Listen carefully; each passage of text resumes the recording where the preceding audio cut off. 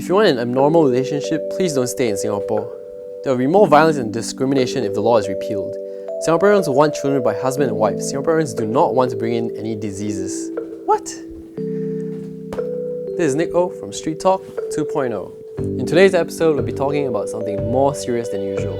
Section 377A, the law criminalizing gay sex in Singapore. If you didn't already know, there's a petition called Ready for Repeal that's generated tons of backlash online. So today we'll be asking people to react to these mean comments. Let's go.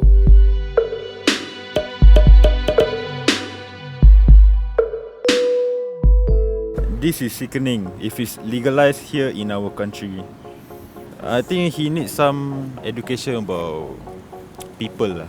If you read this, I think you have a view that this guy hate like gay people or homosexuals. Yeah. In Singapore, we are so diverse that everyone needs to have some freedom of choice. So regardless of whether you're Christian or Muslim, not everyone is Christian or Muslim, so everyone should have that freedom of choice to love and all that. Nah, I don't have any problem with this. Anyone can do whatever you want. Please let 377A stay. I want a peaceful and stable society that is free from drugs and guns living that will obviously stem out from the LGBT movement with the pressing advocacy of same-sex marriage to follow thereafter.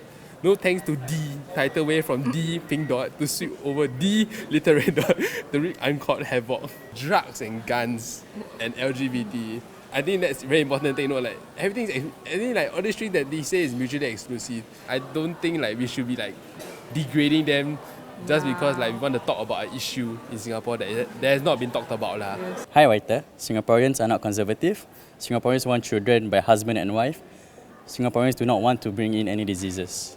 Even if you criminalize gay sex between men, it's not gonna convince them to be straight and have children. So I don't get it. I don't see what's the point. If India can be fine with it, I guess any other country can.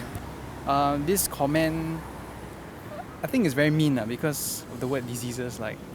Doesn't mean that all gays have diseases. So do you think it's a crime to be gay?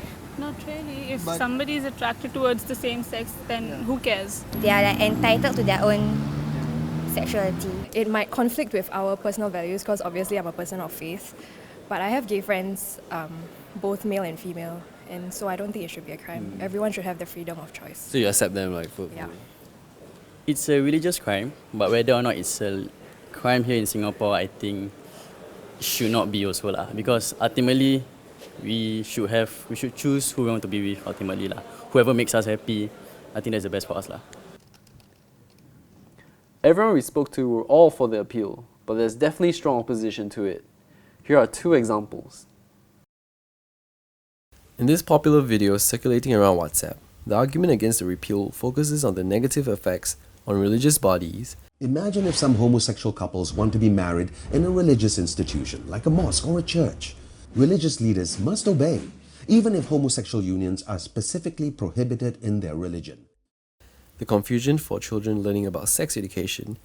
Imagine if children are taught in schools that homosexuality is right and acceptable.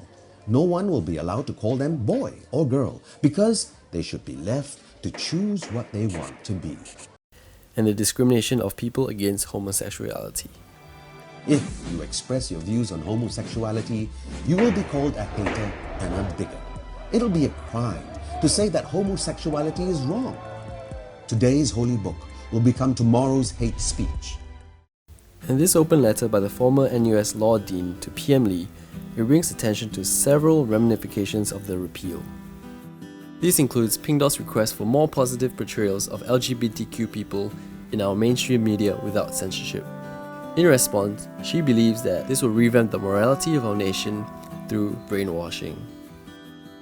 She also questions Pink Dot's request for accurate sex education in schools for children. She questions children of what age and what is accurate sex education in LGBTQ. Is there even a definitive stance on the sex education on this community?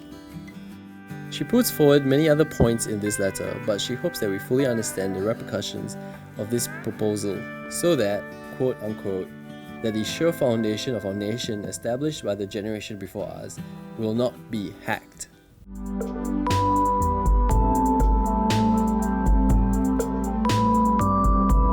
And then there's the government, who's left it up to us to decide whether or not to repeal or to do away with it. So whatever decision's been made, one thing's for sure, not everyone's gonna be happy. So what should be done? I don't know, man. But if you have any ideas, let me know in the comments.